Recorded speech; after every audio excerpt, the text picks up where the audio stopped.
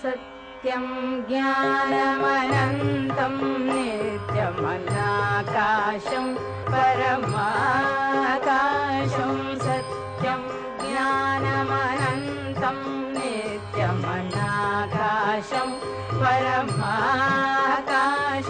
गोष्ठप्राङ्गणरिङ्गणलोलमनायासं परमायासं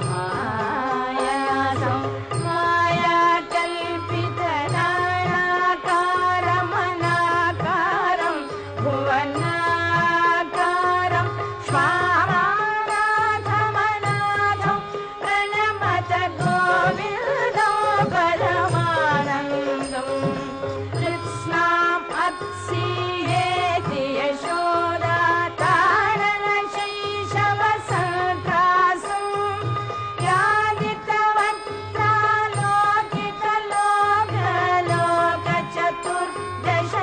यादितवक्त्रालोकितलोकलोकचतुर्दशलोकालिं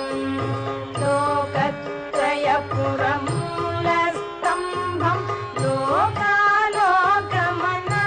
लोकालोकमनालोकं लोकेषु परमेषु प्रणमत गोविन्दं परमानन्दं त्रैविष्टपरिपुरीरघ्नं क्षितिभारघ्नं भवरोगघ्नं कैवल्यं नवनीताहारमनाहारं भुवनाहारं वैमल्यस्फुटचेतो वृत्तिविशेषाभासम् अनाभासं शैवं केवलशान्तं प्रणमत गोविन्दं परमानन्दं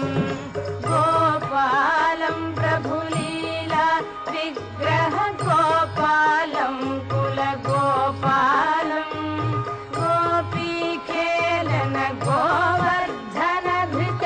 लीलालालित गोपालं गोभिर्निगदित गोविन्द स्फुटनामानं बहुनामानं गोधीगोचरदूरं प्रणमत गोविन्दं परमानन्दं गोपीमण्डलगोष्ठीभेदं भेदावस्थमभेदाभं शश्वद्गोखुरनिर्धूतोद्गत धूलीधूसरसौभाग्यं श्रद्धाभक्तिगृहीतानन्दमचिन्त्यं चिन्तितसद्भावं चिन्तामणिमहिमानं प्रणमत गोविन्दं परमानन्दं स्नानं व्याकुलयोषित् वस्त्रमुपादायागमुपारूढं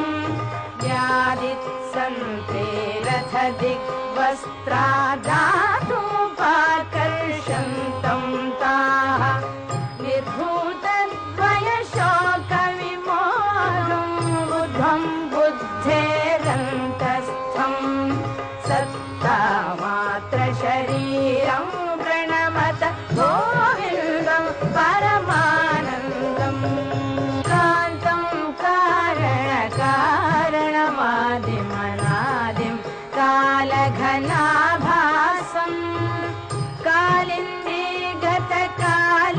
शिरसि सुनृत्यन्तं मोरत्यन्तं कालं कालकलातीतं कलिताशेषं कलिदोषघ्नं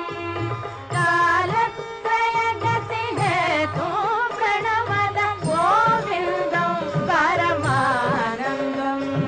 वृन्दावनभुवि वृन्दारकगण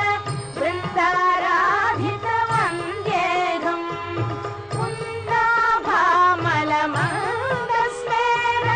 कुन्दाभामलमन्दस्मेरसुधानन्दं सुहृदानन्दं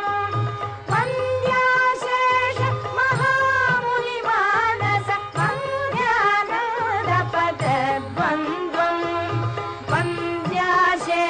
वन्द्याशेषगुणाब्धिं प्रणमत गोविन्दं परमानन्दम्